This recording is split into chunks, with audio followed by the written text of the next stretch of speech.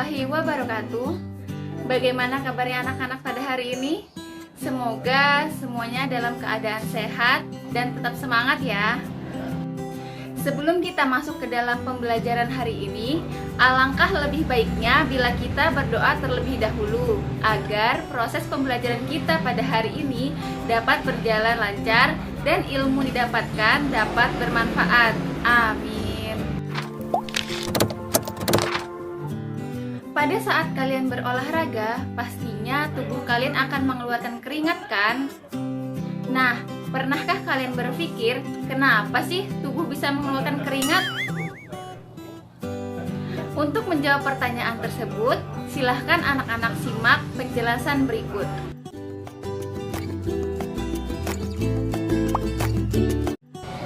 Hari ini, Ibu akan menjelaskan tentang sistem ekskresi pada manusia. Adapun tujuan pembelajaran pada hari ini yaitu mengetahui pengertian dari sistem ekskresi, mengetahui organ-organ yang berperan dalam sistem ekskresi pada manusia, mengetahui proses yang terjadi pada sistem ekskresi, mengetahui gangguan-gangguan yang terjadi pada sistem ekskresi manusia. Sebelumnya, perlu kita ketahui bahwa proses pengeluaran zat pada manusia dibagi menjadi 3, yaitu defekasi, ekskresi, dan sekresi. Yang pertama ada defekasi, yaitu proses pengeluaran sisa-sisa pencernaan atau zat yang tidak mengalami pencernaan. Zat tersebut berupa feses yang dikeluarkan melalui anus. Kemudian yang kedua yaitu ada ekskresi, adalah proses pengeluaran sisa metabolisme. Zat tersebut diserap dan diangkut oleh darah dan dikeluarkan bersama urin, keringat, dan pernapasan. Dan yang terakhir sekresi, merupakan proses pengeluaran zat oleh kelenjar yang masih digunakan oleh tubuh. Zat yang dihasilkan berupa enzim dan hormon. Di sini Ibu akan menjelaskan sistem ekskresi. Seperti yang sudah dijelaskan tadi, sistem ekskresi adalah proses pengeluaran sisa metabolisme yang sudah tidak berguna lagi bagi tubuh. Dalam melakukan proses ekskresi, tentunya ada organ-organ yang berperan dalam sistem ekskresi manusia. Ayo, ada yang tahu nggak apa aja organ-organ itu? Ya, benar. Organ-organ yang berperan dalam sistem ekskresi manusia yaitu ginjal, kulit, paru-paru, dan hati. Mari kita bahas satu persatu. Yang pertama, ginjal.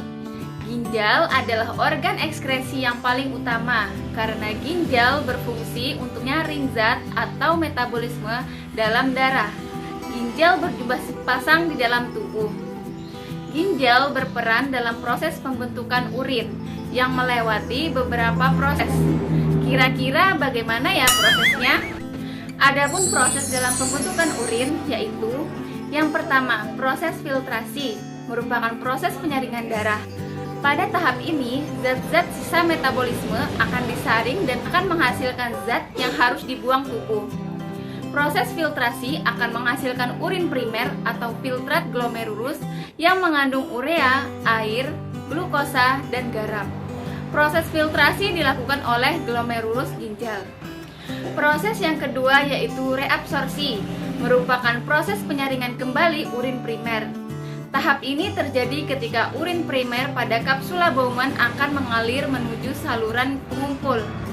Urin primer biasanya mengandung zat yang masih berguna bagi tubuh seperti glukosa, asam amino, dan garam. Sehingga pada tahap ini urin primer akan disaring kembali dan zat-zat yang berguna akan diserap kembali oleh tubulus proksimal dan lengkung Henle. Sehingga dihasilkan urin sekunder atau filtrat tubulus. Urin ini memiliki kadar urea yang cukup tinggi. Proses yang ketiga yaitu ada augmentasi, merupakan proses terbentuknya urin sesungguhnya. Tahap ini terjadi ketika urin sekunder menuju tubulus distal.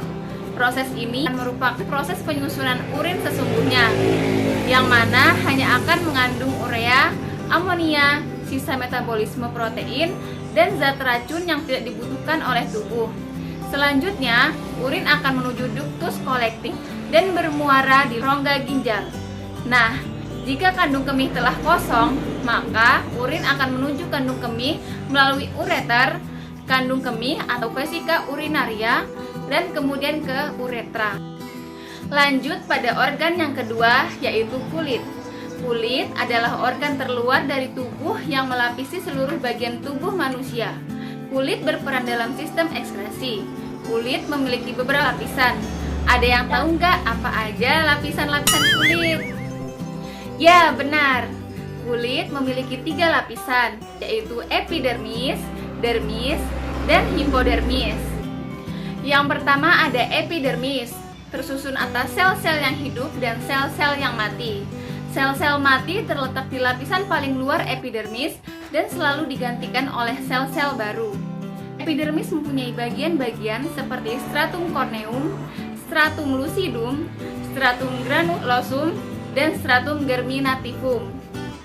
Yang kedua ada dermis, terletak di bagian bawah lapisan epidermis. Pada dermis terdapat pembuluh darah, kelenjar keringat, kelenjar minyak, kantong rambut, dan ujung-ujung saraf indera. Yang ketiga ada hipodermis. Hipodermis terletak di bawah dermis. Jaringan ini banyak mengandung lemak yang berfungsi sebagai cadangan makanan, bantalan yang melindungi tubuh terhadap benturan-benturan dari luar dan menahan panas tubuh bila seseorang berada di tempat dingin sehingga panas tubuh tidak memancar keluar. Kemudian lanjut pada organ yang ketiga, yaitu paru-paru. Paru-paru terletak di rongga dada sebelah kanan dan kiri yang dilindungi oleh tulang rusuk. Paru-paru terdapat alveolus sebagai tempat pertukaran oksigen dan karbon dioksida. Kemudian lanjut pada organ yang terakhir, yaitu hati. Hati berjumlah 1 yang terletak di rongga perut sebelah kanan di bawah tulang rusuk. Hati berfungsi untuk menghancurkan racun di dalam darah, menghasilkan protein, hingga membantu proses pencernaan. Dalam sistem ekskresi, tentunya terdapat gangguan-gangguan yang terjadi. Adapun gangguan yang terjadi pada sistem ekskresi yaitu yang pertama ada nefritis. Nefritis adalah kerusakan pada bagian glomerulus ginjal akibat infeksi kuman, umumnya bakteri Streptococcus. Upaya penanganannya adalah dengan cuci darah atau penyangkokan ginjal. Yang kedua adalah batu ginjal. Batu ginjal adalah endapan keras yang terbentuk dari mineral dan garam yang terbentuk di dalam ginjal. Endapan ini terjadi bila seseorang terlalu banyak mengonsumsi garam mineral atau kurangnya minum air putih.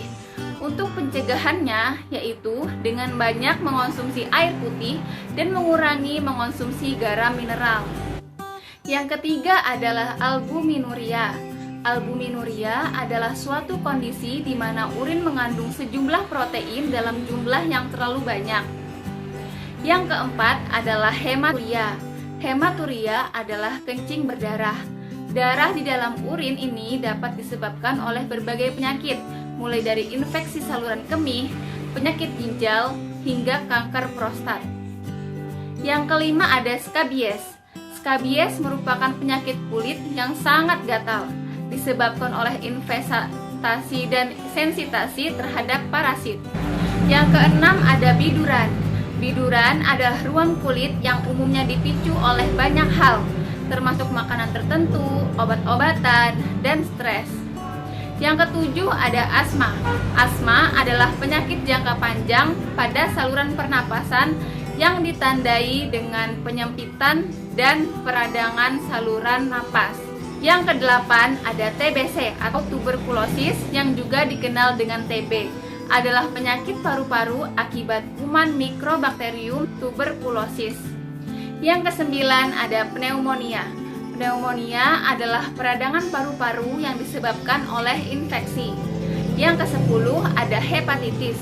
Hepatitis adalah penyakit yang menyerang hati atau liver. Penyakit ini terjadi ketika organ tersebut mengalami peradangan akibat infeksi virus. Dan masih banyak lagi penyakit-penyakit atau gangguan-gangguan yang terjadi pada sistem ekskresi. Gimana, serem banget bukan? Oleh karena itu, penting bagi kita untuk selalu menjaga kesehatan tubuh agar terhindar dari berbagai penyakit, terutama gangguan-gangguan yang terjadi pada sistem ekskresi. Nah, mungkin sampai di sini penjelasan tentang sistem ekskresi. Ibu harap penjelasan Ibu tadi dapat dipahami. Jika masih ada yang belum dipahami, anak-anak bisa tuliskan pertanyaannya di kolom komentar. Kemudian, untuk menguji kepemahaman kalian terhadap materi ini, silakan anak-anak coba untuk menjawab pertanyaan berikut dan tuliskan jawaban kalian di kolom komentar. Sekian dari Ibu, tetap semangat dan jangan lupa untuk tetap menerapkan protokol kesehatan. Terima kasih. Wassalamualaikum warahmatullahi wabarakatuh.